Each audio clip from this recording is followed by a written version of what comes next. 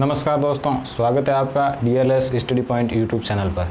जैसा कि आपको पता है, हम राजस्थान ज्योग्राफी पढ़ रहे हैं और उसके अंदर हम राजस्थान का अफवाह तंत्र पढ़ रहे हैं। तो पिछले 2 वीडियो में हमने आंतरिक अफवाह तंत्र और अरब सागर के अंदर जो कच्छ के रण के अंदर गिरने वाली नदियाँ हैं उनके बारे में पढ़ चुके हैं। आज हम पढ़ेंगे अरब सागर की जो खंबात की खाड़ी के अंदर गिरने वाली नदियाँ हैं उनके बारे में। तो शुरू करते हैं वीडियो। तो राजस्थान का अफवाह तंत्र है और उसके अंदर अरब सागर में गिरने वाली नदियाँ, जिसमें खंबात की खाड़ी के अंदर गिरने वाली नदियों में पहली नदी है साबरमती नदी। साबरमती नदी का उद्गम है वो पदारना गांव उदयपुर से होता है। यहाँ पर आप मैप में देख सकते हैं, यहाँ पर उदयपुर से उद्गम होता है पदारना गांव से, और उदयपुर में बहती हुई ये सीधी खंबात की खाड़ी के अंदर गिर जाती है। खंबात की खाड़ी के अंदर, गुजरात के अंदर। तो ये राजस्थान के अंदर केवल उदयपुर के अंदर ही प्रवाहित होती है। तो पदारना गांव आपको याद रखना है, उदयपुर के अंदर इसका उद्गम होता है और प्रवाह है वो सिर्फ उदयपुर के अंदर ही हैं। और समापन खंबात की खाड़ी गुजरात के अंदर इसका समापन हो जाता है। इसके किनारे कौन कौन से शहर स्थित हैं? तो 2 मुख्य शहर अहमदाबाद और गांधीनगर हैं, वो साबरमती नदी के किनारे हैं। और साबरमती आश्रम के बारे में भी आपने सुना होगा, वो भी साबरमती नदी के किनारे ही स्थित हैं। तो ये दोनों शहर गुजरात के हैं, साबरमती नदी के किनारे। अब बात करते हैं साबरमती की सहायक नदियों के बारे में।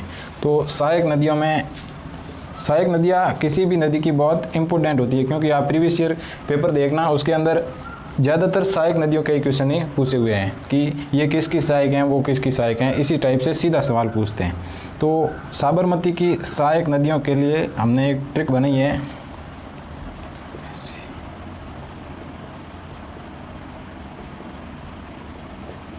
वैसे हमें मावा चाहिए, व से हो जाएगा वैत्रक, से हो जाएगा सई, अ से हो जाएगा हतमती नदी, मे से हो जाएगी मेरवा, और मावा से माँ से हो जाएगी मानसी, और वा से हो जाएगी वाकल। तो वैसे हमें मावा चाहिए, व से वैत्रक, स से सेई, ह से हो जाएगा हतमती, म से मेरवा नदी, और माँ से मानसी, और वा से वाकल। साह्य में कुछ नहीं है। तो वैसे हमें मावा साह्य से साबरमती नदी की ये जो सहायक नदियाँ हैं, 5-6 नदियाँ हैं, वो आप याद रख सकते हैं। तो इसको आप नोट कीजिए। और इन सहायक नदियों में ये जो मानसी और वाकल हैं, ये इम्पोर्टेंट हैं। एक सई नदी भी इम्पोर्टेंट हैं। तो इनके बारे में हम आगे डिटेल में देखते हैं, इसको आप नोट कर लीजिए। तो अब अपन साबरमती की सहायक नदियों में सई नदी के बारे में देखते हैं। तो सई नदी का उद्गम है वो कोटड़ा तहसील उदयपुर, कोटड़ा तहसील उदयपुर से सई नदी का उद्गम होता है। और इस पर इम्पोर्टेंट हैं सई बांध। सई बांध बनाया गया है उदयपुर के अंदर, और इस सई बांध से एक जल सुरंग निकाली गई है। जल सुरंग, जिसे सई जल सुरंग कहते हैं।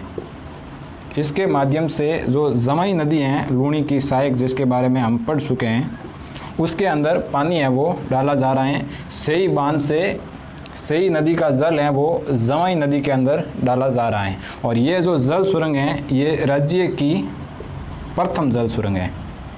प्रथम जल सुरंग सई जल सुरंग है, सई नदी पर बनी हुई है। जो सई बांध है उससे निकली हुई है सई जल सुरंग, और इसके माध्यम से जो सई नदी का पानी है वो जमई नदी के अंदर डाला जा रहा है। और ये राज्य की प्रथम जल सुरंग है, ये भी आपको ध्यान में रखना है। साबरमती की जो अन्य सहायक नदियां हैं, मानसी और वाकल, इनके बारे में पढ़ते हैं। तो मानसी और वाकल, ये दोनों नदियां हैं वो गोगुंदा की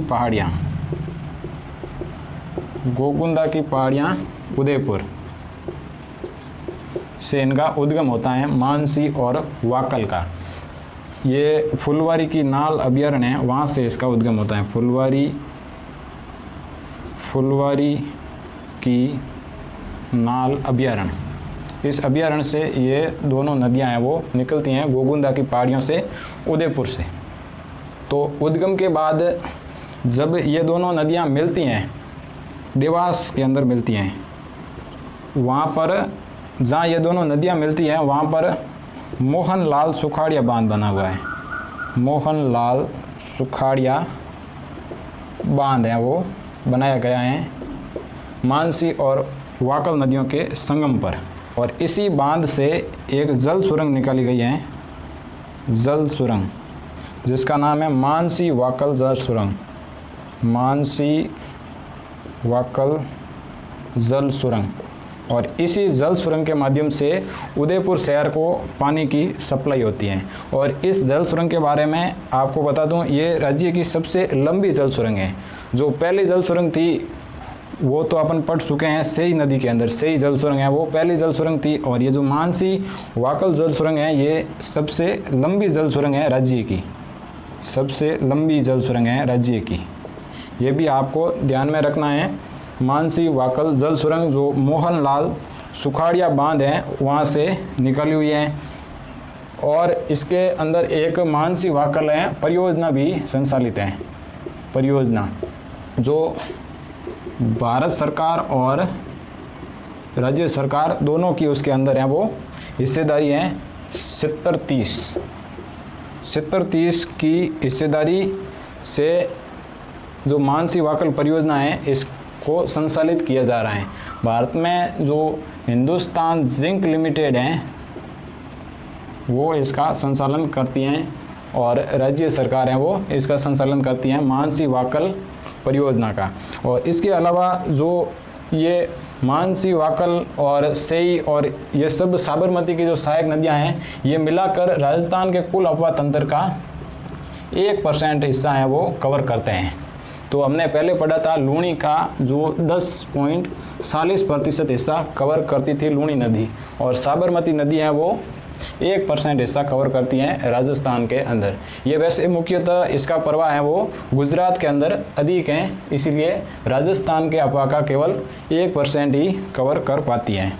तो इस तरीके से अपनी जो साबरमती नदी हैं वो कंप्लीट हो जाती हैं और इसको आप नोट कर सकते हैं। अब अपन आगे पढ़ते हैं माई नदी के। तो अब अपन बात करते हैं माई नदी के बारे में। तो माई नदी का उद्गम है वो मध्य प्रदेश के अंदर जो विंध्याचल की पहाड़ियाँ हैं वहाँ पर मेहद झील से इसका उद्गम होता है और ये उल्टे यू आकार में बहने वाली नदी है। यहाँ से उद्गम होता है विंध्याचल पर्वत से, विंध्याचल पर्वत। तो उद्गम की बात करते हैं तो मेहद झील, अममोरू गांव, धार जिला, मध्य प्रदेश, ये आपको पूरा डिटेल में याद रखना है। और पहाड़ियाँ हैं विंध्याचल की, विंध्याचल की पहाड़ियाँ। परवाह, तो परवाह राज्य के अंदर ये बांसवाड़ा से प्रवेश करती हैं और प्रतापगढ़ और डूंगरपुर इन 3 जिलों के अंदर माई नदियाँ वो प्रवाहित होती हैं। और समापन खंबात की खाड़ी गुजरात के अंदर इसका समापन है वो होता है। तो मध्य प्रदेश से उद्गम होता है और फिर ऐसे चलते हुए ये बांसवाड़ा के अंदर, यहाँ पर गांव का नाम है खादरू गांव, बांसवाड़ा। ये भी पूछा हुआ क्वेश्चन है कि माई नदी राजस्थान में कहाँ से प्रवेश करती है। तो खादरू गांव बांसवाड़ा से प्रवेश करती है और बांसवाड़ा प्रतापगढ़ की सीमा पर बहते हुए फिर बांसवाड़ा डूंगरपुर की सीमा पर बहती हुई ये आगे खंबात की खाड़ी के अंदर है वो गिर जाती हैं, खंबात की खाड़ी के अंदर गिरती हैं। तो ये इस तरीके से ये उल्टे यू आकार में बहने वाली नदी है जो बांसवाड़ा से प्रवेश करती हैं और बांसवाड़ा प्रतापगढ़ और बांसवाड़ा डूंगरपुर इनकी सीमा बनाकर ये चलती हैं। और ये जो बांसवाड़ा और प्रतापगढ़ है इसके ये जो माई नदी का प्रवाह है इनके बीच वाला इसको कहते हैं 56 का मैदान। और जो इसका किनारा है यानी माई नदी का किनारा है उसको कहते हैं कांठल। ये जो शब्दावली हैं ये कई बार सीधी पूछ लेते हैं, तो आप ध्यान में रखिएगा कि कांठल है वो माई नदी का किनारा है उसको कांठल कहते हैं। तो अब अपन बात करते हैं, ये अपने बात कर ली है राज्य के अंदर खादरू गांव बांसवाड़ा से प्रवेश करती है और इसके किनारे स्थित शहरों में बांसवाड़ा है जिसे 100 द्वीपों का शहर भी कहते हैं, 100 द्वीपों का शहर। और एक अपना गलियाकोट है डूंगरपुर के अंदर, वो भी माई नदी के किनारे हैं। और गलियाकोट में रमकड़ा उद्योग है वो फेमस है, यहाँ पर दाऊदी बोहरा संप्रदाय का उर्स लगता है, ये भी आपको ध्यान में रखना है। गलियाकोट फेमस शहर हैं जो माई नदी के किनारे पर स्थित हैं। तो ये डिटेल आप नोट कर लीजिए। तो माई नदी के ऊपर बनाए गए अगर बांधों की बात करें तो इस पर 3 बांध मुख्य रूप से बनाए हुए हैं, जिसमें माई बजाज सागर बांध हैं जो अपने बांसवाड़ा के अंदर स्थित हैं, और कागदी पिकअप बांध हैं, ये भी बांसवाड़ा के अंदर ही स्थित हैं, और एक बांध है गुजरात के अंदर कड्डाणा बांध जो गुजरात में स्थित हैं। और ये जो माई बजाज सागर बांध हैं ये राज्य का सबसे लंबा बांध है, सबसे लंबा बांध है राज्य का, जिसकी लंबाई है 3109 मीटर। ये भी आपको ध्यान में रखना है।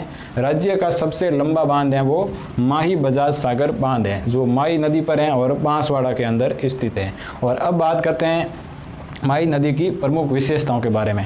तो विशेषताओं में यही है कि इसको आदिवासियों की गंगा, कांटल की गंगा और वागड़ की गंगा कहते हैं। कांटल इसका किनारा है और ये प्रदेश है वो कांटल प्रदेश भी कहलाता है। तो वहाँ की नदी होने के कारण इसको कांटल की गंगा, और वागड़ प्रदेश जो डूंगरपुर बांसवाड़ा है इसको वागड़ प्रदेश कहते हैं, तो इसलिए इसका नाम वागड़ की गंगा भी है। और दक्षिण राजस्थान की ये प्रमुख नदी होने के कारण इसको दक्षिण राजस्थान की स्वर्ण रेखा नदी भी कहते हैं।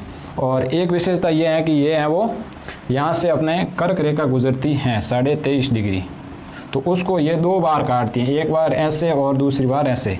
तो ये कर्क रेखा को 2 बार काटने वाली नदी है। ये इम्पोर्टेंट फैक्ट है, आपको ध्यान में रखना है। और एक जो माई नदी है उस पर एक सफाई कार्यक्रम चलाया जा रहा है जिसका नाम है सुजलाम सुफलाम परियोजना। तो आपसे सवाल पूछ सकता है कि सुजलाम सुफलाम परियोजना है उसका संबंध किससे है? तो ये माई नदी की सफाई को लेकर चलाई गई परियोजना है, ये भी आपको ध्यान में रखना है। और अब अपन बात करेंगे माई की जो सहायक नदियाँ हैं उनके बारे में। तो माई की सहायक नदियों को याद करने की ट्रिक देखते हैं, क्योंकि सहायक नदियाँ मैंने पहले भी बताया है कि बहुत इंपॉर्टेंट हैं और इसी से क्वेश्चन पूछते हैं। तो माई नदी की सहायक नदियाँ हो जाएगी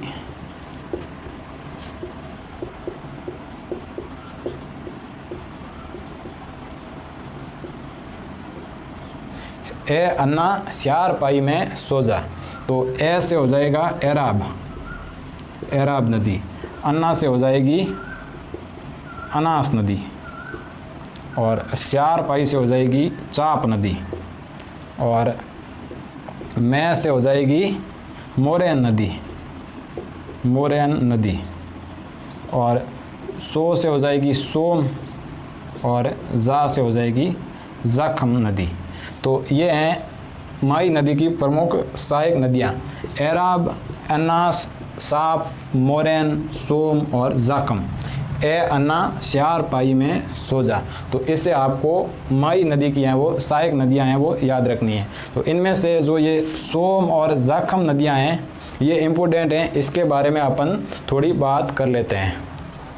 तो अपन बात करते हैं माई की सहायक सोम नदी की। तो सोम नदी का उद्गम है वो बिच्चा मेड़ा की पहाड़ियाँ, बाबरमाल का पठार उदयपुर से उद्गम होता है, ऋषभदेव उदयपुर से इसका है वो उद्गम होता है। बिच्चा मेड़ा की पहाड़ियाँ, बाबरमाल का पठार, ऋषभदेव उदयपुर से सोम नदी का है वो उद्गम होता है। और प्रवाह की बात करें तो ये उदयपुर और डूंगरपुर के अंदर बहती हैं, और इसका समापन बेणेश्वर के अंदर जो नवाटापुरा गांव है डूंगरपुर में, बेणेश्वर नवाटापुरा डूंगरपुर के अंदर है वो ये माई में मिल जाती है, माई नदी के अंदर मिल जाती हैं सोम नदी, इसीलिए इसको माई की सहायक नदी कहते हैं। और इस सोम नदी पर 2 महत्वपूर्ण बांध बने हुए हैं, जिसमें सोम कागदर बांध हैं वो उदयपुर के अंदर स्थित हैं, और सोम कमला अम्बा बांध हैं वो हैं डूंगरपुर के अंदर। इसमें आपको कंफ्यूज नहीं होना, नाम लगभग एक जैसे ही हैं। तो ये जो सोम कमला अम्बा बांध हैं वो डूंगरपुर में है, और सोम कागदर हैं वो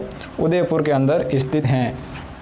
और एक जो ये सोम नदी है इसके किनारे देव सोमनाथ मंदिर है वो भी बना हुआ है, इसके बारे में भी आपको ध्यान में रखना है। तो अब अपन बात करते हैं माई की अन्य सहायक नदी में जाखम नदी के बारे में। तो जाखम नदी है इसका उद्गम छोटी सादड़ी प्रतापगढ़ से इसका उद्गम है वो होता है, और प्रवाह है वो प्रतापगढ़ और डूंगरपुर के अंदर है। और डूंगरपुर के अंदर ये जो बेणेश्वर धाम है नवाटापुरा के अंदर, नवाटापुरा डूंगरपुर के अंदर जो बेणेश्वर धाम है वहाँ पर ये सोम नदी के अंदर मिल जाती हैं, और सोम जाकर माई में मिल जाती हैं। तो इस तरीके से यहाँ पर 3 नदियों की त्रिवेणी बनती हैं यहाँ पर बेणेश्वर के अंदर नवाटापुरा में। सोम, माही और जाखम, सोम, माही, जाखम तीनों नदियाँ यहाँ पर मिलती हैं डूंगरपुर के अंदर और ये बनता है अपने त्रिवेणी संगम, 3 नदियों का संगम। बेणेश्वर के अंदर डूंगरपुर में त्रिवेणी संगम बनता है और यहाँ पर इसको आदिवासियों का कुंभ कहते हैं। और जो माघ पूर्णिमा होती है उस दिन यहाँ पर विशाल मेला भरता है और आदिवासियों का सबसे बड़ा मेला है वो भरता है त्रिवेणी संगम बेणेश्वर धाम डूंगरपुर के अंदर। और यहाँ पर ये आपको ध्यान में रखना है, सोम, माई और जाखम तीनों नदियों का यहाँ पर त्रिवेणी संगम बनता है। तो फिर बात करते हैं जाखम नदी पर जो बांध बना हुआ है, जाखम बांध, वो है प्रतापगढ़ के अंदर और ये राज्य का सबसे ऊंचा बांध है, राज्य का सबसे ऊंचा बांध और जिसकी हाइट है वो है 81 मीटर। ये भी आपको ध्यान में रखनी है, हाइट 81 मीटर है, जाखम नदी पर बना हुआ है प्रतापगढ़ के अंदर और राज्य का सबसे ऊंचा बांध है। और राज्य का सबसे लंबा बांध है वो माई बजाज सागर है, जिसके बारे में हमने कुछ देर पहले पढ़ा था। तो इस तरीके से ये जाखम नदी भी कंप्लीट हो जाती है। तो हमारा जो अरब सागरीय अपवाद तंत्र है राजस्थान का, जिसके अंदर जो कच्छ का रण और खंबात की खाड़ी के अंदर गिरने वाली नदियां थी उनको हमने पढ़ लिया है। और अब हम बात करेंगे अगले वीडियो के अंदर जो बंगाल की खाड़ी के अंदर गिरने वाली नदियां हैं उनके बारे में। तो इनको आप नोट कीजिए और साथ में नोट्स बनाने की प्रैक्टिस कीजिए और बार बार इसका रिवीजन कीजिए। और यदि आपको हमारे ये वीडियो पसंद आ रहे हैं तो आप इनको लाइक कीजिए, शेयर कीजिए और चैनल को सब्सक्राइब कीजिए। मिलते हैं नेक्स्ट वीडियो में, तब तक के लिए धन्यवाद।